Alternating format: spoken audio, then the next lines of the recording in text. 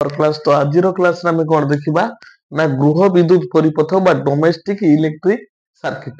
गृह विद्युत परिपथ माने कोन आमे जानले ना इलेक्ट्रिक आमे प्रोड्यूस करदेले आमे भी निज मन को कंफ्यूज आसुची ना जेमिति आमे घर को जो इलेक्ट्रिसिटी आसुची से किपरि आम पाखरे आसी पहुंचुची को वे रे आसी पहुंचुची आमे घरे कोन करछंती इलेक्ट्रिसिटी जाळुछंती सेई इलेक्ट्रिसिटी आम पाखरे पहुंचीबा पर्यंत को पथ देके आसुची से विषय रे डिस्कशन करिबा एवं आम गृह को आसी सारिला परे इलेक्ट्रिसिटी आमे ताकू को रूप रे व्यवहार करूछंती एवं तार परिपथ को आमे किपरि नियंत्रण करूछंती से विषय रे भी आमे आज डिस्कशन करिबा एवं आम परिपथ को किपरि आमे ठीक ठाक रखिबा से विषय रे भी आमे डिस्कशन करिबा। तो प्रथमे देखिबा कोन ना गृह विद्युत परिपथ कोन आम घर पाखकू जेतेबेले करेंट आसुची कोउठी आसुची दूर कोउठी बहु दूर रो इलेक्ट्रिसिटी प्रोड्यूस होउची सेठी कोन होउची ना इलेक्ट्रिसिटी रो वोल्टेज को सेठी प्रथमे कोन करा होउची ना अधिक करा जाउची विद्युत विभाग दर को सेठी अधिक करा जाई कोन होउची ना आम पाखकू आसुची आम निकटवर्ती स्टेशन रे पुणी करा जाउची ना सेही विभव पार्थक्य को कमई दिया जाउची कमई दिए कि आम घर केते वोल्टेज रे आसुची ना 220 वोल्टेज रे आसुची हैला। प्रथमे देखो एटा कोन होउची ना मु एठी छोटटे गोटे कहूची खाली जस्ट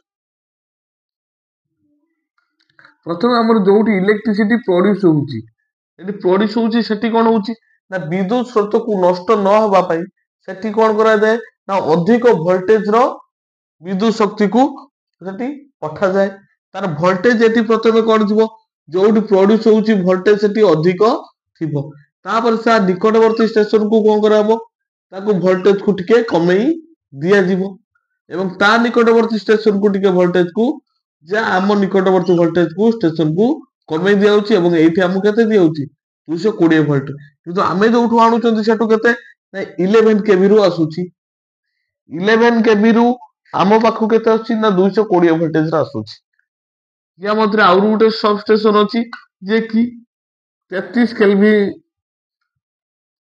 33 केवी रु 11 केवी के आसीबो 11 केवी ट्रांसफार्मर रु 220 वोल्टेज आम घर पाखकू आसीबो ताहाले आमे जो घरे जो जाळुचंती सेटा केते वोल्टेज रे आसी पहुंचुची आम पाखरे ना 220 वोल्टेज रे एठी जो प्रोड्यूस होउची से केते ना 11 केवी रे प्रोड्यूस होउची ताकू स्टेप अप ट्रांसफार्मर रे कोन करा जाउची ना बढ़ई ताकू केते 33 की बढ़ई दिया जाउची तापर ताकू कोन करा जाउची ना बढ़ई पुणी ताकू 33 की कन्वर्ट करा जाउची तळु को आसुची पुणी तापर 11 केवी को स्टेप डाउन ट्रांसफार्मर रे कमई दियाउची पुणी स्टेप डाउन ट्रांसफार्मर रे 220 वोल्टेज रे आम घर पाखरे जो निकटवर्ती ट्रांसफार्मर बसिथिबो देखिबो से कोन करिवो ना 11 केवी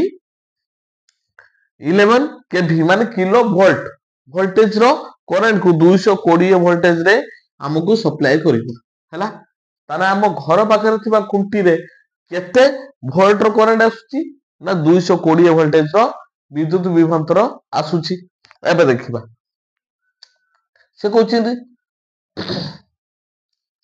हमर जो रहिला विद्युत खुंटी रु झुलंता तार बा माटी तळे भी जो केबल तार रे भी किछि किछि स्थान रे कोन अछि ना माटी तळे केबल तार रे भी इलेक्ट्रिसिटी आसुची सेठी कोन होची ना खुंटी रु झुलंता बा माटी तळे केबल तार रु दुईटी तार गृह को विद्युत शक्ति जोगाण रे करा जाय ताने हम खुंटी रु केतरा तार आसे समस्त को दुईटा तार एवं सेही दुईटा तार को कोन कहआ जाय ना गृह विद्युत जोगाण तार कहआ जाय ताने हम घर पाखकू जो दुईटी तार प्रथमे आसीथिबो खुंटी रु तमे निजे लक्ष्य रखिबो दुईटा तार आसीथिबो से दुईटा तार को कोन कहआ जिवो ना गृह विद्युत जोगाण तार कहआ जिवो एवं सेही दुईटी तार भितरे विद्युत विभव केते रहिबो ना हम पाखरे आसुची 220 वोल्टेज रो हैला सेठी मधुरु देखिबो गोटे तार थिबो लाल रंगर हैला लाल रंगर विद्युत रोधी द्वारा आवृत तार को लाइन कहआ जाय बा पॉजिटिव तार कहआ जाय बा फेज लाइन कहआ जाय तार देखिबो जो दीटा तार आसीची तादरु कहिबे ना गोटे कोन कहआ जिवो ना लाइन कहआ जिवो बा लाइन तार बोली कहंती ताकू आ गोटे पॉजिटिव सेटा को पॉजिटिव एवं सेटा को कोन कहआ जाय ना फेज तार भी कहआ जाय कोंती ना ट्रांसफार्मर गोटे फेज पळेला ଫେଜ୍ ମାନେ କଣ ନା ଏଇ ଯୋଉ ଲାଇନ ଲାଇନ ତାରର ଯୋଉ ଫେଜ୍ ଟା ପଡିଥାଏ ସେଇଟା ଚାଲିଥାଏ। ମାନେ ସେଇ ତାରରେ ଯୋଉ ଦିଟା ତାରରୁ ଫେଜ୍ ତାରରେ ଯୋଉଟା ପଡିଥାଏ ତାକୁ ଫେଜ୍ ଲାଇନ କୁହାଯାଏ ବା ଲାଇନ ଲାଇନ କୁହାଯାଏ। ହେଲା, ଆଉ ମଧ୍ୟ ମନେ ରଖିବ ଏଇଟା ହଉଛି ପଜିଟିଭ ଲାଇନ ବୋଲି କୁହାଯାଏ। ୟାର ରଙ୍ଗ କଣ ନା ଲାଲ ରଙ୍ଗ। ଆଉ ଗୋଟେ ତାର ଦେଖିଥିବ କଳା ରଙ୍ଗର ତାର ବିଦ୍ୟୁତ ରୋଧି ଦ୍ୱାରା ଆବୃତ ତାରକୁ କଣ କୁହାଯାଏ ନା ନ୍ୟୁଟ୍ରାଲ ଲାଇନ ବା ନେଗେଟିଭ ଲାଇନ କୁହାଯାଏ। କାହିଁକିନା ଆଉ ଯୋଉ ଗୋଟେ ତାର ଆସିଥିବ ଘରକୁ ଦେଖିବ କଳା ରଙ୍ଗର ତାର ତାକୁ କୁହାଯିବ କଣ ନା ବିଦ୍ୟୁତ ରୋଧୀ ଆବରଣ ତାରକୁ ନ୍ୟୁଟ୍ରାଲ ଲାଇନ ବୋଲି କୁହାଯାଏ। ତାର ଗୋଟେ ତାର ହଉଛି ଆମର ଲାଇଭ ଲାଇନ ଆଉ ଗୋଟେ ହଉଛି ନ୍ୟୁଟ୍ରାଲ ଲାଇନ। ଦିଟା ତାର ବିଷୟରେ ଜାଣିପାରିଲେ। ତାହେଲେ ଆମ ଘରକୁ ଯୋଉ ଦୁଇଟି ତାର ଆସିଛି ଗୋଟେ କଣ ହଉଛି ଗୋଟେ ଲାଇଭ ଲାଇନ ତାର ବା ଗୋଟେ ଫେଜ୍ ତାର ଆଉ ଗୋଟେ ନ୍ୟୁଟ୍ରାଲ ତାର। ହେଲା, ଗୋଟେର ରଙ୍ଗ ହଉଛି ଲାଲ ଆଉ ଗୋଟେ ରଙ୍ଗ ହଉଛି କଳା। ଲାଲ ଟା ହଉଛି ଲାଇଭ ଲାଇନ ଆଉ କଳା ରଙ୍ଗ ହଉଛି ନ୍ୟୁଟ୍ରାଲ। ହେଲା, ଜାଣିପାରିଲେ ଆମ ଘରକୁ ଯୋଉ ଦିଟା ତାର ଆସୁଛି ସେଟା କଣ ନା ଗୋଟେ ଲାଇଭ ଲାଇନ ଗୋଟେ ନ୍ୟୁଟ୍ରାଲ। ଆଉ ଗୋଟେ ତାର ଦେଖିଛ ବା ଆର୍ଥିଂ ତାର ବା ଭୂ ତାର। ସେ କଣ ନା ସବୁଜ ରଙ୍ଗର ତାର ବିଦ୍ୟୁତ ରୋଧୀ ଆବରଣ ଯୁକ୍ତ ତାର ଗୋଟିଏ ପ୍ରାନ୍ତ କଣ ହେଇଥିବ ନା ବିଦ୍ୟୁତ ଉପକରଣର ଧାତବ ଖୋଳ ସହ ଓ ଅନ୍ୟ ପ୍ରାନ୍ତଟି ଘର ବାହାରେ ମାଟି ସହ ସଂଯୋଗ କରାଯାଇଥାଏ। ତାହେଲେ ଦେଖିବ ଗୋଟେ ସବୁଜ ରଙ୍ଗର ତାର କଣ ହେଇଥିବ ନା ସେ କଣ ହେଇଥିବ ନା ତାର ଗୋଟିଏ ପ୍ରାନ୍ତ ବିଦ୍ୟୁତ ଉପକରଣ। ବିଦ୍ୟୁତ ଉପକରଣ ଯଥା କାହାକୁ କୁହାଯିବ ଗୋଟେ ଆମର ରେଫ୍ରିଜରେଟର ହଉ ଗୋଟେ ଇସ୍ତ୍ରୀଟେ ହଉ କିମ୍ବା ଗୋଟିଏ ହିଟରଟେ ହଉ କିମ୍ବା ଅନ୍ୟ ଯେକୌଣସି ବିଦ୍ୟୁତ ଉପକରଣ ହଉ ତାର କଣ ହେଇଥିବ ନା ଧାତବ ଖୋଳ ସହ ସମ୍ପୃକ୍ତ ଥିବ ଗୋଟିଏ ପ୍ରାନ୍ତ ଏବଂ ସେଇ ତାରର ଆଉ ଗୋଟେ ପ୍ରାନ୍ତ କୋଉଠି ନା ଆମର ମାଟିରେ ପୋତା ଯାଇଥିବ। ଘର ବାହାରେ ଦେଖିବ ମାଟିରେ ପୋତି ଦିଆଯାଏ ତାକୁ। କୋଉଠି ପୋତାଯାଏ ଘର ବାହାରେ ମାଟିରେ ପୋତି ଦିଅନ୍ତି। ସେଇ ତାରକୁ କି ତାର କୁହାଯାଏ ଏବେ ଆର୍ଥିଂ ତାର ବା ଭୂ ତାର ବୋଲି କୁହାଯାଏ। ଏବଂ ତାର ରଙ୍ଗ କଣ ମନେ ରଖିବ ସବୁଜ ରଙ୍ଗ। ପରୀକ୍ଷାରେ ଆସେ ତାହାକୁ ସବୁଜ ରଙ୍ଗ କୁହାଯାଏ ଏବଂ ଏଇ ଭୂ ତାରକୁ କଣ କୁହାଯାଏ ନା ଆର୍ଥ ୱେୟାର ମଧ୍ୟ କୁହାଯାଏ। ତାହେଲେ ତିନିଟା ତାର ବିଷୟରେ ଆମ ଗୃହକୁ ତିନୋଟି ତାର ସହିତ ସଂଯୋଗ କରାଯାଇଛି। ହେଲା, ଆମ ଘରେ ନିଶ୍ଚୟ ଦେଖିବ ତୁମ ବୋର୍ଡରେ କେତେଟା ନା ତିନୋଟି ତାର ସବୁବେଳେ ସଂଯୋଗ ହେଇଥିବ। ଗୋଟେ ହଉଛି ଲାଇଭ ଲାଇନ ଗୋଟେ ହଉଛି ନ୍ୟୁଟ୍ରାଲ ଆଉ ଗୋଟେ ହଉଛି ଆର୍ଥ ୱେୟାର ବା ଭୂ ତାର। ଏଇ ତିନୋଟି ତାର ଆମ ଗୃହକୁ ପରିପଥରେ ସଂଯୋଗ କରାଯାଇଥାଏ। ହେଲା, ଗୋଟେ ରହିଲା ଲାଲ ରଙ୍ଗ ଲାଇଭ ଲାଇନ ଆଉ ରହୁଛି ନ୍ୟୁଟ୍ରାଲ ତାର କଳା ତାର ଆଉ ଗୋଟେ ଆର୍ଥ ୱେୟାର ହଉଛି ସବୁଜ ତାର। ଏଇ ତିନିଟାକୁ ମନେ ରଖିବ ପରୀକ୍ଷାରେ ବହୁତ ସମୟରେ ଏଇଟା ପଡେ। ହେଲା, ତାପରେ ଦେଖ ଯିବା ବିଦ୍ୟୁତ ଉପକରଣ ତ୍ରୁଟି ଯୋଗୁ ଦେଖ ବିଦ୍ୟୁତ ଉପକରଣର ତ୍ରୁଟି ଯୋଗୁ ବିଦ୍ୟୁତ ସ୍ରୋତ ଲିକ ହୋଇ ଧାତବ ଖୋଳରୁ ଭୂ ତାର ଦ୍ଵାରା ମାଟିକୁ ଚାଲିଯାଏ। ଆମେ ଯୋଉ ଭୂ ତାର ଟା ଲଗେଇଥିଲେ କଣ କଲେ ଭୂ ତାର ଟା କାହା ସହିତ ଲାଗିଲା ଉପକରଣର ଧାତବ ଖୋଳ ସହ ଲାଗିଲା। ସେ କଣ କରିବ ଯଦି ଉପକରଣର କିଛି ତ୍ରୁଟି ଘଟିଛି ମନେକର ଆମ ଫ୍ରିଜରେ ବହୁତ ତାର ଅଛି ତାପରେ ସେଇ ତାର ଭିତରୁ ମନେକର ଫ୍ରିଜ ର ଗୋଟେ ତାର କଣ ହେଇଛି ନା ଲିକ୍ ହେଇଯାଇଛି ତାରଟା ଛିଡି ଯାଇଛି କୋଉଠି ସେ କଣ କରିବ ଫ୍ରିଜ ଟା ଆମର ମେଟାଲ ବଡିଟେ ସେଇ ମେଟାଲ ବଡି ଟା ଫ୍ରିଜ କୁ ଚାର୍ଜ କରିଦବ। ତାର କରେଣ୍ଟ ଟା କାହା ଦେହକୁ ଗଲା ନା ଫ୍ରିଜ ଦେହକୁ ଗଲା ଏବଂ ସେଇ ଧାତବ ଖୋଳରୁ କଣ ହବ ଯେତେବେଳେ ଫ୍ରିଜ ଦେହରୁ ଲାଗିଯିବ ସେଇ ଧାତବ ଖୋଳ ସହ ସମ୍ପୃକ୍ତ ଭୂ ତାର ଏବେ କଣ କରିବ ନା ଭୂ ତାର ଜରିଆରେ ସେଇ କରେଣ୍ଟ ଟା କାହା ଦେଇ ପାସ୍ କରିଯିବ ନା ମାଟିକୁ ଚାଲିଯିବ। ଯାହା ଫଳରେ କି ଆମେ ଯଦି ଯାଇକି ଫ୍ରିଜ କୁ ଧରିବା ଆମକୁ ଆଉ ବିଦ୍ୟୁତ ଆଘାତ ଆଉ ଲାଗିବ ନାହିଁ। ବେଳେ ବେଳେ ଦେଖିଛ କଣ ହୁଏ ନା ମେଟାଲ ସବୁ ଚାର୍ଜ ହେଇଯାଏ।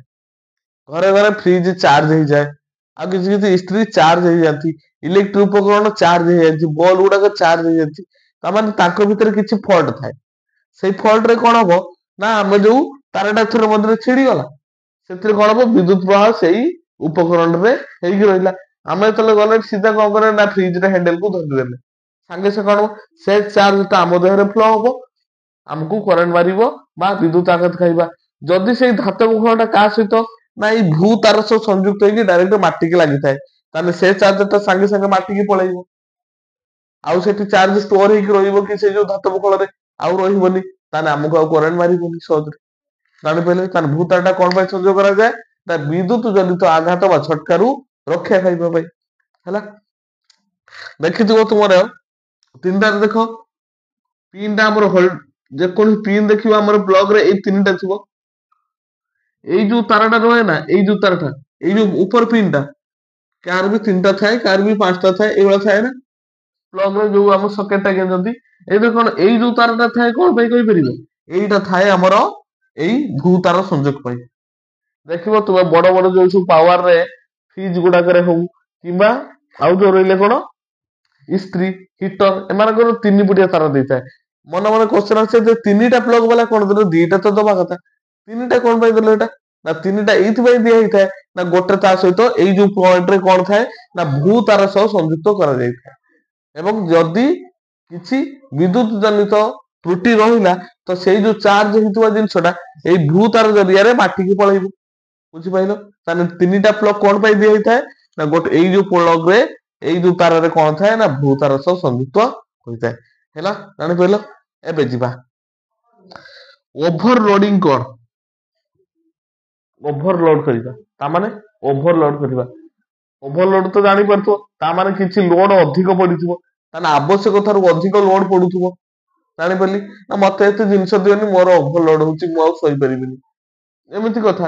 ଇଏ ବି ସେଇଭଳିଆ ଓଭରଲୋଡିଂ, ସେଇ କଥା ବିଦ୍ୟୁତ କ୍ଷେତ୍ରରେ କଣ ନା ଘରକୁ ଆସିଥିବା ଯୋଗାଣ ତାରରେ ବିଭ୍ରାନ୍ତର ବଢିଗଲେ କିମ୍ବା ବା ପ୍ଲଗ ଓ ସକେଟରେ ଏକାଧିକ ଉପକରଣ ସଂଯୋଗରେ ବିଦ୍ୟୁତ ସ୍ରୋତର ପ୍ରବାହ ବଢିଗଲେ, ତାହେଲେ ଓଭରଲୋଡିଂ କଣ?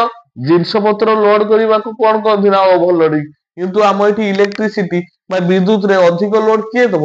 ବିଦ୍ୟୁତ ସ୍ରୋତ ଦବ। ଯଦି ଗୋଟେ ତାରରେ କଣ ଜାଣିଲେ ନା ବିଦ୍ୟୁତ ସ୍ରୋତର ଓଭରଲୋଡିଂ ହଉଛି, ତାମାନେ ବିଦ୍ୟୁତ ସ୍ରୋତ ଜୋରରେ ପ୍ରବାହିତ ହଉଛି, ତାହେଲେ ଆମେ କହିପାରିବା କଣ ନା ବିଦ୍ୟୁତ ସ୍ରୋତର ଓଭରଲୋଡିଂ ହଉଛି। ବିଦ୍ୟୁତ ସ୍ରୋତ ଓଭରଲୋଡିଂ ହେଲା କଣ ପାଇଁ ନା ଏରେ କଣ ହେଲା ନା ଘରକୁ ଆସିଥିବା ତାର ଯୋଗାଣରେ ବିଭ୍ରାନ୍ତର ବଢିଗଲା। ଯଦି ତାରରେ ଭୋଲ୍ଟେଜ ବଢିଗଲା ହଠାତ୍, ତାର ଓଭରଲୋଡିଂ ହବ। ବା ପ୍ଲଗ ଓ ସକେଟରେ, ମନେ କର ତୁମେ ଗୋଟେ ପ୍ଲଗ ରେ କଣ ଅଛ, ତୁମର ଘରେ ଗୋଟେ ପ୍ଲଗ ଅଛି, ସେ ପ୍ଲଗ ରେ ତୁମର ଟୁ ପିନ୍ ଦିଟା ଅଛି। ତମେ କଣ କରିବ ନା ତା ଦେହରେ ସବୁ ସେଠୁ ଗୋଟେ ପ୍ଲଗ ଗେଞ୍ଜି ଦେଇକି ଏଠୁ ପ୍ଲଗ ଗୋଟେ ଗେଞ୍ଜି ଦେଇକି ଆଉ ଗୋଟେ ଜାଗାରେ କଣ କରିବ ନା ବହୁତ ପ୍ଲଗ ଗୁଡାକ ଗେଞ୍ଜି ଦବ। ଇଏ ମୋବାଇଲ ଚାର୍ଜ ବସିଥିବ, ସେ ଫ୍ୟାନ ଟେ ଚଲେଇଦବ, ତା ଦେହରେ ସେ ଆଉ ଲାଇଟ ଚଳେଇଦବ। ତାହେଲେ ଏଇ ଯୋଉ ତାରଟା ଯାଇଥିବ ଏଇଠୁ, ତାହେଲେ ସେଠି କଣ ହବ? ଏଇ ତାର ଉପରେ କଣ ହବ? ଓଭରଲୋଡିଂ ହବ ନା।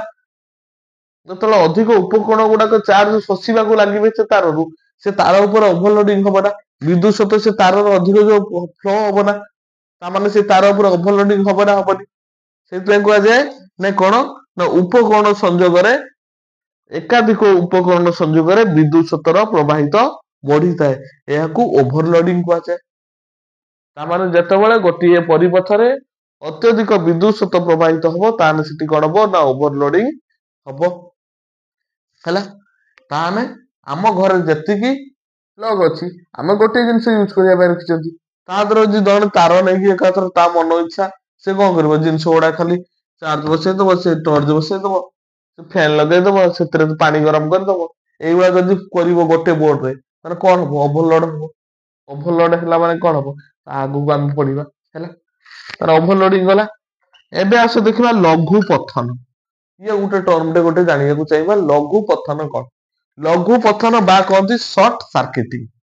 ସର୍ଟ ସାର୍କିଟିଂ ମାନେ କମ ବାଟ, କମ ବାଟ, ସର୍ଟ ସାର୍କିଟ, କମ ବାଟ ଯିବା। ହେଲା ନା, ସେ କହୁଛି ଦେଖ ନା ବିଦ୍ୟୁତ ରୋଧୀ ଆବରଣ ନଷ୍ଟ ହେବା ବା ଉପକରଣରୁ କୌଣସି ତ୍ରୁଟି ଥିଲେ ଲାଇଟ ତାର ଓ ନ୍ୟୁଟ୍ରାଲ ତାର ପରସ୍ପରକୁ ସ୍ପର୍ଶ କଲେ ଉକ୍ତ ପଥ ଦେଇ ବିଦ୍ୟୁତ ସ୍ରୋତର ପ୍ରବାହର ପରିମାଣ ବଢିଯାଏ, ଏହାକୁ ସର୍ଟ ସାର୍କିଟିଂ କୁହାଯାଏ। ତାହେଲେ ଏଇଟା କଣ ଲିଭଉଛି ଏଠି ବୁଝିବା। ଲିଭଉଛି ଏବେ, ଏଇଠୁ ଲିଭେଇ ଦଉଛି। ହେଲା, ତାର ସର୍ଟ ସାର୍କିଟିଂ କଣ କହୁଛି? ମନେକର ଆମର ତାର ଦିଟା ଯାଇଛି, ହେଲା, ଏଇଠି ଉପକରଣ ଅଛି, ମନେକର ଏ ତାରରେ କଣ ହବ? ଲାଇଟ ତାର ଆଉ ନ୍ୟୁଟ୍ରାଲ ତାର। ଏଇଟା ହଉଛି ଲାଇଟ ତାର, ଏଇଟା ହଉଛି ନ୍ୟୁଟ୍ରାଲ ତାର।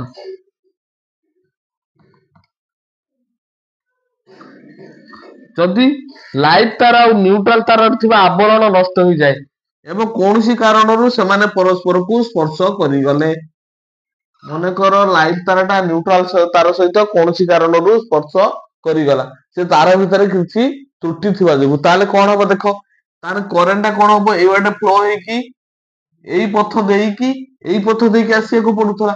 କିନ୍ତୁ କଣ ବାଟରେ ଯଦି ସେମାନେ କଣ ପରସ୍ପରକୁ ଟର୍ଚ୍ଚ କଲେ, ତାହେଲେ ଏଇଠୁ କଣ ହବ, ଏବେ କରେଣ୍ଟ ଗୁଡାକ ଏଇ ବାଟେ ଦେଇକି ଏଇ ବାଟେ ପଳେଇ ଆସିବ। ଆଉ ସେ ଇଆଡକୁ ଯିବ କି ଏପଟକୁ ଯିବ କି, ଏପଟକୁ ଆଉ ଯିବନି, ସିଧା ଏଇପଟେ ଦେଇକି ଏଇ ବାଟେ ଦେଇକି ଏଇ ବାଟେ ଫ୍ଲୋ ହେଇଯିବ। ଦେଖ ତାର ଏଠି କଣ ହେଇଗଲା, ସର୍ଟ ପାଥ ହେଇଗଲା ବା ସର୍ଟ ସର୍କିଟ ହେଇଗଲା। ତାର କମ ବାଟ ଦେଇକି ଏଠି ଇଲେକ୍ଟ୍ରିସିଟି ଏଇ ବାଟ ଦେଇକି ବିଦ୍ୟୁତ ସତ ପ୍ରବାହିତ ହେଇଗଲା। ତାହେଲେ ୟାକୁ କଣ କୁହାଯିବ ନା ସର୍ଟ ସର୍କିଟ କୁହାଯିବ। ଯେତେବେଳେ ବିଦ୍ୟୁତ ସତ କଣ ହବ ନା କମ ବା ଅଳ୍ପ ପଥ ଦେଇକି ବା ସର୍ଟ ପଥ ଦେଇକି ଯେତେବେଳେ ପ୍ରବାହିତ ହେଇଯିବ, ତାମାନେ ଉପକରଣ ପାଖରେ ଆଉ ସେତିକି ପରିମାଣର ବିଦ୍ୟୁତ ସତ ପହଞ୍ଚି ପାରିବ ନାହିଁ, ତାହେଲେ ଏଇ ଉପକରଣ ଟା ବର୍ତ୍ତମାନ କଣ ହେଇଗଲା, ଅକାମୀ ହେଇଗଲା, ଇଏ ଆଉ ଜଳିବନି। ତାମାନେ ଯଦି କିଛି ଆମର କହନ୍ତି ନା ସର୍ଟ ସର୍କିଟ ହେଲା, ତାମାନେ ବଲ୍ ଟା ଜଳୁନି, କଣ ଡିମ୍ ଭଳିଆ ଜଳୁଛି, ସର୍ଟ ସର୍କିଟ ହେଲା। ତାମାନେ କଣ ନା ବିଦ୍ୟୁତ ସତ ଠିକ ରେ ଏଟା ପହଞ୍ଚି ପାରୁନାହିଁ ହେଲା। କାହିଁକି ପାରୁନି, ଯେହେତୁ ବିଦ୍ୟୁତ ଟା କଣ ଅଛି ନା ସର୍ଟ ସର୍କିଟ ବା ଏଇ ପଥ ଦେଇକି ସେ କଣ ହଉଛି, ସବୁ ବହି ଯାଉଛି। ସେ କଣ ପାଇଁ ଯିବ, ଏପଟରେ ଆଗରେ ଗୋଟେ ବଲ୍ ଟେ ଲାଗିଛି, ମାନେ ରେଜିଷ୍ଟାନ୍ସ ଅଛି ନା ଏ ବଲ୍, ସେ କହିବ ମୁଁ ରେଜିଷ୍ଟାନ୍ସ ବାଟ ଦେଇକି କଣ ପାଇଁ ଯିବି, ମୋର ତ ଏଇପଟେ ଭଲ ବାଟ ଅଛି, ମୁଁ ଏଇ ଭଲ ବାଟ ଦେଇ କାହିଁ ନ ଯିବି, ମୁଁ ଏତେ ବାଟ ବୁଲିକି କଣ ପାଇଁ ଯିବି। ବିଦ୍ୟୁତ ସତ ତା ନିଜକୁ କ୍ୱେଶ୍ଚନ କରିବ, ମୁଁ ଏତେ ବାଟ ବୁଲିକି କଣ ପାଇଁ ଯିବି, ମୋର ଏଇ ବାଟେ ବାଟ ରହିଲା, ମୁଁ ଏଇ ବାଟ ଦେଇ ପଳେଇବି। ତାମାନେ ଉପକରଣ ପାଖକୁ ଆଉ ସେ ଆଉ ଲାଇଟ ବା ଯୋଉ ବିଦ୍ୟୁତ ସତ ଟା ଆଉ ଯିବ ନାହିଁ ହେଲା, ବୁଝିପାରିଲେ। ତାର ଗଲା କଣ, ଏବେ ଏଇଟା ହେଲା ଲଘୁ ପଥନ ହେଲା। ତାହେଲେ ସର୍ଟ ସର୍କିଟ, ଆଉ ସର୍ଟ ସର୍କିଟ କାହିଁକି ହୁଏ ଏବେ କହିପାରିବା, କାହିଁକି ହୁଏ ସର୍ଟ ସର୍କିଟ, ଯେତେବେଳେ ଦେଖିଲ ଓଭରଲୋଡିଂ ଗୋଟେ ଆସିଲା, ଓଭରଲୋଡିଂ ହେଲେ ଓଭରଲୋଡିଂ ଯେତେବେଳେ ଆସିବ, ସେତେବେଳେ କଣ ହବ ନା ତାରରେ କଣ ହବ, ବିଦ୍ୟୁତ ସତ କଣ ହବ, ଅତ୍ୟଧିକ ପ୍ରବାହିତ ହବ। ଅତ୍ୟଧିକ ପ୍ରବାହିତ ହେଲେ H is equal to I square RT, ଦେଖିଲ ଯେତେବେଳେ ଗୋଟେ ଉପକରଣ କଣ ହବ, ତାରଟା କଣ ହେଲା ବର୍ତ୍ତମାନ ନା ଅଧିକ ବିଦ୍ୟୁତ ସତ ପ୍ରବାହିତ ହେଲା। I ସ୍କୋୟାର ବଢିଲା ମାନେ ବିଦ୍ୟୁତ ସତ ବଢିଲା ମାନେ H ବଢିବ ନା, H ବଢିଲା ମାନେ କଣ ହବ, ସେଠି ହିଟ୍ ଜେନେରେଟ ହବ, ଯାହା ଫଳରେ କି ସେଠି ତାର କଣ ହବ, ଯେତେବେଳେ ଓଭରଲୋଡିଂ ହବ ସେତେବେଳେ I ଅଧିକ ଫ୍ଲୋ ହବ, ଏଇଟା ଅଧିକ ଫ୍ଲୋ ହବ, ଏଇଟା ଅଧିକ ଫ୍ଲୋ ହେଲେ କଣ ହବ ନା ସେଠି ହିଟ୍ ଅଧିକ ହବ। ମାନେ ଏଇ ଜାଗାରେ କଣ ହବ, ମନେକର ତାରରେ ଅଧିକ ହିଟ୍ ହବ, ହିଟ୍ ହେଲା ମାନେ କଣ, ତାରଟାକୁ ତରଳେଇବାକୁ ଲାଗିବ, ଏବଂ ତାର ଦିଟା ତରଳି ଗଲେ ସେ ଅଟୋମେଟିକ କଣ ହେବେ, ଜଏଣ୍ଟ ହେଇଗଲେ। ବର୍ତ୍ତମାନ ନ୍ୟୁଟ୍ରାଲ ତାର ଆଉ ଲାଇଭ ତାର ଦିଟା ଜଏଣ୍ଟ ହେଇଗଲେ, ଏବଂ ସେଠି ଦିଟା ଜଏଣ୍ଟ ହେଇଗଲା ମାନେ କଣ ହବ, ସର୍ଟ ସର୍କିଟ ହେଲା। ଆରାମ ସେ କଣ ହବ, ଲଘୁ ପଥନ ଦେଖାଦେଲା, ଏଇ ବାଟେ ଦେଖି ଇଲେକ୍ଟ୍ରିସିଟି ଫ୍ଲୋ ହେଇଗଲା। ତାହେଲେ ଓଭରଲୋଡିଂ ହେଲେ ବି କଣ ହେଇପାରିବ, ଓଭରଲୋଡିଂ ହେଲେ ବିଦ୍ୟୁତ ସତ କଣ ହବ, ସର୍ଟ ସର୍କିଟ ପାଥ ଦେଇକି ପଳେଇ ଆସିବ। ତାପରେ ଆଉ ଗୋଟେ ଟର୍ମ ଅଛି, ବଢିଆ ଟର୍ମଟେ, ଫ୍ୟୁଜ ହେଲା। ଫ୍ୟୁଜ କାହାକୁ କହିବା, ଫ୍ୟୁଜ ଗୋଟେ ହଉଛି କଣ ନା ଉପକରଣ ଏବଂ ପରିପଥକୁ ଅଧିକ ବିଦ୍ୟୁତ ସତ ପ୍ରବାହରୁ ରକ୍ଷା କରେ। ତାହେଲେ ଫ୍ୟୁଜ ଟା ହଉଛି ବହୁତ ଗୋଟିଏ ଆବଶ୍ୟକୀୟ ଉପକରଣଟି। ଇଏ କଣ କରେ ନା ଉପକରଣ ହଉ କିମ୍ବା ପରିପଥ ହଉ, ଆମ ଘରେ ଯୋଉ ବି ପରିପଥ ଅଛି, ଯୋଉ ବି ଉପକରଣ ଅଛି, ତାକୁ ଇଏ ସୁରକ୍ଷା ପ୍ରଦାନ ସବୁବେଳେ କରିବ। ତାର କନସେପ୍ଟ ଆଜି ଆମେ ବର୍ତ୍ତମାନ ବୁଝିବା ହେଲା। ଫ୍ୟୁଜ କତିକି ଯିବା, ଏବେ ଲିଭଉଛି ଏବେ।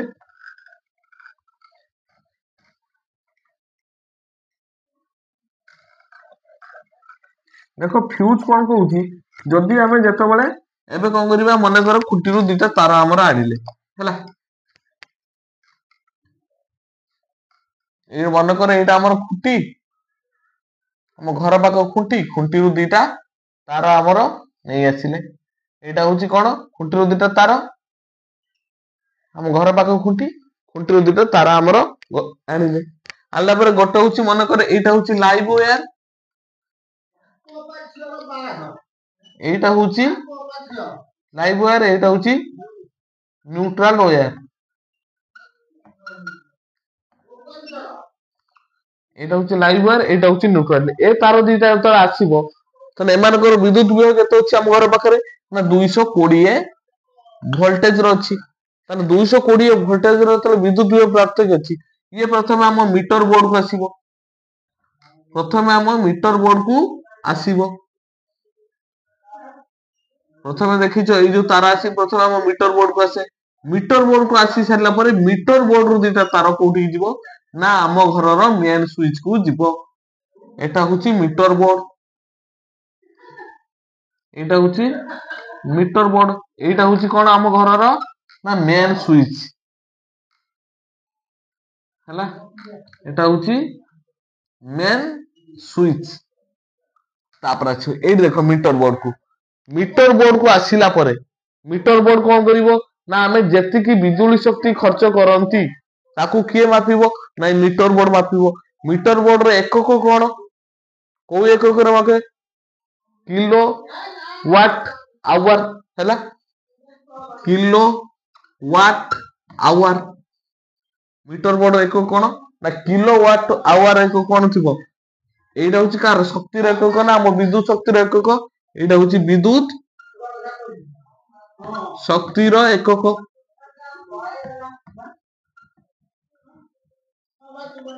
ବିଦ୍ୟୁତ ଶକ୍ତିର ଏକକ କିଏ?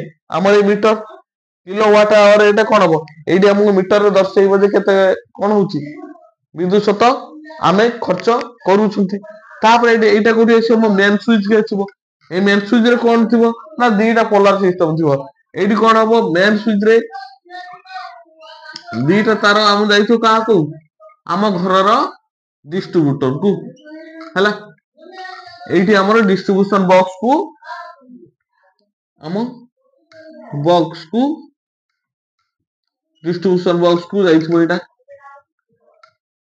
ଡିଷ୍ଟ୍ରିବ୍ୟୁସନ ବକ୍ସ କୁ ଆସିଥିବ। ଏବେ ଆମେ ଦେଖିବା କଣ ନା ଏଇ ଯୋଉ ତାର ଦିଟା ଆସିଲା ଆମ ଡିଷ୍ଟ୍ରିବ୍ୟୁସନ ବକ୍ସ କୁ ଆସିଲା। ଏଇଠୁ ଆମ ଘର ପାଇଁ ସବୁ ଆଡକୁ ଯାଇଥିବ। ପ୍ରତ୍ୟେକ ରୁମ କୁ ଯାଇଥିବ। ଆଉ ଆମେ ଏଠି ଫ୍ୟୁଜ କୋଉଠି ବ୍ୟବହାର କରିବା ଦେଖ। ଫ୍ୟୁଜ ଟା କଣ କରାଯାଏ ନା ରେଟିଂ ଥାଏ। ଫ୍ୟୁଜ ର ଗୋଟେ ରେଟିଂ ଥାଏ। 5 ଏମ୍ପିୟର 15 ଏମ୍ପିୟର। ଦେଖ 5 ଏମ୍ପିୟର ରେଟିଂ ଯେତେବେଳେ ଆସିବ ରେଟିଂ ଆସିଲା ମାନେ ବିଦ୍ୟୁତ ଶତ ଯେତେବେଳେ ଗୋଟେ ରେଟିଂ ୱାର୍ଡ ଆସିବ 5 ଏମ୍ପିୟର ରେଟିଂ 15 ଏମ୍ପିୟର ରେଟିଂ ଏଟା ଜାଣିବ ଯେ କଣ ନା ଗୋଟେ ଫ୍ୟୁଜ କଥା କୁହାଯାଇଛି। ଫ୍ୟୁଜ ଲଗେଇବାର ମାନେ କଣ ଆମେ ଆମ ଉପକରଣଟିକୁ ବଞ୍ଚେଇବାକୁ ଚାହିଁବା। ଏଠି କଣ ଆସିଲା ନା ବିଦ୍ୟୁତ ଶତ ପ୍ରବାହିତ ହେଇକି ଆସିଲା। ମନେକର ଆମେ ଚାହୁଁଛନ୍ତି କଣ ନା ଆମ ଘରେ ଗୋଟେ ଏଇ ଯୋଉ ଘର ଭିତରେ ଆମେ ଏଇଟା ଘର ଲାଗିଛି ଏଇଟା ଗୋଟେ ରୁମ ରେ ଲାଗିଛି ଜଷ୍ଟ ରୁମ ଟେ ତ ଏଇ ରୁମ ରେ କଣ କରିବା ନା ମୁଁ ଚାହୁଁଛି ଏଇ ଯୋଉ ବୋର୍ଡ ଅଛି ମୋର ଏଇ ରୁମ ରେ ନା କେବଳ ଫ୍ୟାନ ଟେ ଚଲେଇବି ଏଇଠି ଗୋଟେ କଣ ଚଲେଇବି ନା ଛୋଟ ପଙ୍ଖାଟେ ଚଲେଇବି ହେଲା। ଆଉ ଗୋଟେ ବଲଟେ ଜାଳିବି। ତ ୟା ପାଇଁ ମତେ କଣ ଦରକାର ଗୋଟେ ପଙ୍ଖା ଚଲେଇବି ଆଉ ଗୋଟେ ବଲଟେ ଚାଲିବି। ମୋର କେତେ ଏମ୍ପିୟର 5 ଏମ୍ପିୟର ଜିନିଷଟା ହେଲେ କଣ ହେଇଥିବ ମୋର ଏଇଟା ଆବଶ୍ୟକ ହେଇଯିବ। ତାହେଲେ ମୁଁ ଏଠି ଲଗେଇବି କେତେ ନା 5 ଏମ୍ପିୟର ରେଟିଂ ର ଗୋଟିଏ କଣ ଲଗେଇବି ଫ୍ୟୁଜ ଟେ ଲଗେଇବି ହେଲା। ତାହେଲେ ଏଇ ଯୋଉ ବୋର୍ଡ ରେ କଣ ଆସୁଥିବ ସରି ଏଇ ଯୋଉ ବୋର୍ଡ ଏଇଟା ଆମେ ଫ୍ୟୁଜ ଲାଗେ ନା ଏଇଠି ଲଗେଇବି କେତେ ନା 5 ଏମ୍ପିୟର ର ଗୋଟେ ଫ୍ୟୁଜ ଟେ ଲଗେଇବି। କାହିଁକି ଲଗେଇବି ନା ମୁଁ ଜାଣିଛି ମୋର 5 ଏମ୍ପିୟର ଭିତରେ କରେଣ୍ଟ ଆସିଲେ ମୋର ଏଇ ଜିନିଷ ଟା ଚାଲିବ। ଯଦି 5 ଏମ୍ପିୟର ରୁ ଅଧିକ ଲୋଡ ପଡେ ଯଦି ଭୋଲ୍ଟେଜ ଆସେ ତାହେଲେ କଣ ହବ ଅଧିକ ଲୋଡ ପଡିଲା ମାନେ ଇଏ 5 ଏମ୍ପିୟର ଜିନିଷ ଟା କଣ ହବ ତରଳି ଯିବ। ଇଏ କଣ କରିବ ଅଧିକ ବିଦ୍ୟୁତ ଶତ ପ୍ରବାହିତ ହେଲେ ଏ ଏମ୍ପିୟର ଜିନିଷ ଟା କଣ ହବ ନଷ୍ଟ ହେଇଯିବ ମାନେ ତରଳି ଯିବ ଫ୍ୟୁଜ ହେଇଯିବ। ଆମ୍ପିୟର ମାନେ ଏଇ ଫ୍ୟୁଜ ଟା କଣ ହବ ଫ୍ୟୁଜ ହେଇଯିବ। ତାମାନେ ଏ ଯେତେବେଳେ ଅଧିକ ବିଦ୍ୟୁତ ଶତ ପ୍ରବାହିତ ହବ ସେତେବେଳେ କଣ ହବ ଏଇ ଫ୍ୟୁଜ ଟି ନଷ୍ଟ ହେଇଯିବ ଏବଂ ସେତେବେଳେ କଣ ମୋର ଯୋଉ ଉପକରଣ ଥିବ ତାକୁ ବଞ୍ଚେଇ ଦବ। ବୁଝିପାରିଲେ ଏଠି ଫ୍ୟୁଜ ର କାମ କଣ ଯେତେବେଳେ ଅଧିକ ବିଦ୍ୟୁତ ଶତ ପରିବର୍ତ୍ତନ ପ୍ରବାହିତ ହବ ସେତେବେଳେ ଏ ଫ୍ୟୁଜ ଟି କଣ ହବ ନା 5 ଏମ୍ପିୟର ର ରେଟିଂ ର ଫ୍ୟୁଜ ଟା କଣ ହେଇଯିବ ନଷ୍ଟ ହେଇଯିବ ଏବଂ ମୋ ଉପକରଣକୁ ବଞ୍ଚେଇଦବ। ମନେକର ଆଉ ଗୋଟେ ଜାଗାରେ ଆମର ଅଛି କଣ ନା ରୋଷେଇ ଘରେ କଣ ହୁଏ ନା ମୋ ରୋଷେଇ ଘରେ ହିଟର ଲାଗେ ହେଲା। ମନେକର ଏଇ ଯୋଉ ପଏଣ୍ଟ ଆସିଛି ମୋର ରୋଷେଇ ଘରକୁ ରୋଷେଇ ଘର ବୋର୍ଡ ରେ କଣ ଲଗା ହବ 5 ଏମ୍ପିୟର ଲାଗିଲେ ମତେ ରୋଷେଇ ଘର କଣ ଅଛି ନା ମୋର ହିଟର ଦରକାର। ଆଉ ଗୋଟେ ରେଫ୍ରିଜରେଟର ମୋର ଚାଲିବ ହେଲା। ହିଟର ଗୋଟେ କଏଲ ଅଛି, ଗୋଟେ ମୋର ରେଫ୍ରିଜରେଟର ଚାଲିବ। ତା ମାନେ ଏଠି ମତେ କଣ ଦରକାର? ଇଏ ମୋର ଅଧିକ ପାୱାର ବିଶିଷ୍ଟ। ଏମାନେ କଣ ଅଛନ୍ତି ନା ଏମାନଙ୍କର ପାୱାର ଅଧିକ, ଏମାନେ ଅଧିକ ବିଦ୍ୟୁତ ଶକ୍ତି ଖର୍ଚ୍ଚ କରିବେ। ତ ଏଠି ଆମେ 5 ଏମ୍ପିୟର ଯଦି ରେଟିଂରେ ଜିନିଷଟା ଲଗାନ୍ତି ତାହେଲେ କଣ ହବ? ବିଦ୍ୟୁତ ଶକ୍ତି ସଠିକ ପରିମାଣରେ ଏମାନଙ୍କ ପାଖରେ ପହଞ୍ଚି ପାରିବ ନାହିଁ। ତ ଏମାନଙ୍କ ପାଇଁ ଯେତିକିର ଦରକାର ସେତିକିର ରେଟିଂର ଗୋଟେ କଣ କରିବା? ଫ୍ୟୁଜ ଲଗେଇବା। ତାହେଲେ ଏଠି ମନେକର ଆମେ ଲଗେଇବା କେତେ ନା 15 ଏମ୍ପିୟର କଣ ଫ୍ୟୁଜଟା ଆମେ ଲଗେଇବା ହେଲା। ତାହେଲେ ପ୍ରତ୍ୟେକ ଉପକରଣକୁ ବଞ୍ଚେଇବା ପାଇଁ ଏବଂ ପ୍ରତ୍ୟେକ ଉପକରଣର ତାଙ୍କର ପାୱାର ଅନୁଯାୟୀ ଆମେ କଣ କରିବା ନା ସେମାନଙ୍କ ପାଇଁ ଗୋଟେ ଗୋଟେ ଫ୍ୟୁଜ ଲଗେଇବା। ଆଉ ଫ୍ୟୁଜ ଲଗେଇବାର ମାନେ କଣ ନା ଉପକରଣଟିକୁ ବଞ୍ଚେଇବା ସହିତ ସେମାନେ କଣ କରିଥାନ୍ତି ନା ସେମାନଙ୍କ ମୁତାବକ ବିଦ୍ୟୁତ ଶକ୍ତି ସେମାନଙ୍କୁ ପ୍ରବାହିତ କରିଥାନ୍ତି ହେଲା। ଯଦି କ୍ୱେଶ୍ଚନ ଆସିବ ଯେ ଗୋଟିଏ ଫ୍ୟାନ ଆଉ ଗୋଟିଏ ଲାଇଟ୍ ଜାଳିବା ପାଇଁ କେତେ ଏମ୍ପିୟର ରେଟିଂର ଫ୍ୟୁଜଟା ଦରକାର ନା 5 ଏମ୍ପିୟର। ଯଦି ଆମ ପାଖରେ ଗୋଟେ ହିଟର ଅଛି କିମ୍ବା ଇଲେକ୍ଟ୍ରିକ ଗିଜର ଅଛି କିମ୍ବା ରେଫ୍ରିଜରେଟର ଅଛି, ସେମାନେ ଅଧିକ ପାୱାର କନଜ୍ୟୁମ କରିବା ଉପକରଣ ତାଙ୍କ ପାଇଁ କେତେ ଲାଗିବ ନା 15 ଏମ୍ପିୟର ଫ୍ୟୁଜଟେ ଲାଗିବ। ଯଦି ଏମାନେ କଣ କରିବେ ନା 15 ଏମ୍ପିୟରରୁ ଅଧିକ ବିଦ୍ୟୁତ ଶକ୍ତି ପ୍ରବାହିତ ଯଦି କିଏ ଏପଟେ କିଏ ଆଉ କିଏ କନେକ୍ସନ ଲଗାଏ ତାହେଲେ ଏଇ ଫ୍ୟୁଜଟା କଣ ହେଇଯିବ? ନଷ୍ଟ ହେଇଯିବ ହେଲା। ଆଉ ବେଳେ ବେଳେ ଘରେ କଣ କରାଯାଏ ନା ଫ୍ୟୁଜ ଲଗାଯାଏ କଣ ପାଇଁ ନା ସର୍ଟ ସାର୍କିଟରୁ ବଞ୍ଚିବା ପାଇଁ ହେଲା। ସର୍ଟ ସାର୍କିଟ କିମ୍ବା କୋଉଠି କଣ ହେଲା ଓଭରଲୋଡିଂ ହେଲା, ଏଥିରେ ହେଲେ କଣ ହବ ନା ଫ୍ୟୁଜଟା ଆମେ ଲଗେଇଥାନ୍ତି ଅଟୋମେଟିକ ସେ ଫ୍ୟୁଜଟା ପଳେଇବ। ତୁମେ ଦେଖିବ ଘରେ ଘରେ କଣ କରନ୍ତି ନା ମେନ ବୋର୍ଡରେ କଣ କରନ୍ତି ନା ଫ୍ୟୁଜ ଲଗେଇ ଦିଅନ୍ତି ହେଲା। ଯଦି କରେଣ୍ଟ ଘରେ କାହାକୁ ମାରିଲା ସେ ଅଟୋମେଟିକ ଫ୍ୟୁଜଟା ପଳେଇବ। କରେଣ୍ଟ ମାରିଲେ କଣ ଯେତେବେଳେ ବିଦ୍ୟୁତ ଶକ୍ତି ଯେତିକି ପ୍ରବାହିତ ହବା କଥା, ଯଦି ଜଣକୁ କରେଣ୍ଟ ମାରେ ତାହେଲେ ମାଟି ଦେଇ କଣ ହବ? ଅଧିକ ବିଦ୍ୟୁତ ଶକ୍ତି ପ୍ରବାହିତ ହବ। ବିଦ୍ୟୁତ ଶକ୍ତି ଅଧିକ ପ୍ରବାହିତ ହେଲା ମାନେ ତାର ଆମ୍ପିୟର ବଢିବ। ଆମ୍ପିୟର ବଢିଲା ମାନେ ୟାର ଫ୍ୟୁଜଟା କଣ ହବ? ଯେ ଯେତିକିର ଆମ୍ପିୟର ହେଇଥିବ ଫ୍ୟୁଜର ରେଟିଂଟା ଯେତିକି ଥିବ ତାଠୁ ଅଧିକ ବିଦ୍ୟୁତ ଶକ୍ତି ପ୍ରବାହିତ ହେଲେ ଫ୍ୟୁଜଟି ନଷ୍ଟ ହେଇଗଲା। ହଠାତ୍ କଣ କରିବେ ନା ଲାଇନର ଝଟକା ଯାକ ମାରିଲେ ହଠାତ୍ ଫ୍ୟୁଜ ବି ପଳେଇଯାଏ। ଏମିତି ବି ସିଷ୍ଟମାଟିକ ଘରେ ହେଇଥାଏ ହେଲା। ତ ଆଜିର ଗୃହ ବିଦ୍ୟୁତ ପରିପଥରେ ଆଜି କନସେପ୍ଟ ଏତିକି ଜାଣିଲେ ହେଲା। ତ ଆଉ ଯାହାର ଡାଉଟ ରହୁଛି ତ ମତେ କମେଣ୍ଟ ସେକ୍ସନରେ ଜଣାଅ। ଆଉ ଭିଡିଓଟି କେମିତି ଲାଗୁଛି ତାର ମତାମତ ମତେ ଦେବେ ହେଲା। ତ ନିଜ ସାଙ୍ଗସାଥି ମାନଙ୍କୁ ଟିକେ ସବସ୍କ୍ରାଇବ କରିବାକୁ କୁହନ୍ତୁ ଏବଂ ତାଙ୍କ ପାଖକୁ ଏ ଭିଡିଓ ଟିକେ ସେୟାର କରନ୍ତୁ, ଯାହା ଫଳରେ କି ବହୁତ ପରିଶ୍ରମ ହଉଛି, ଟିକେ ଖୁସି ତ ଲାଗିବ। ତୁମ ମାନଙ୍କ ଲାଇକ ସେୟାର ସବସ୍କ୍ରାଇବ ଏଇଥିରେ ହିଁ ଆମର ଖୁସି ହେଲା। ତୁମ ପାଇଁ ପୁରା ଆହୁରି ଡିଟେଲ୍ସ ପୁରା କ୍ଲିୟରଲି ନେଇ ଆସିବି, ଟେନସନ ବି ନିଅନି ହେଲା। ଆଜି ପାଇଁ କ୍ଲାସକୁ ଏଇଠି ରଖିବା। Thank you for watching.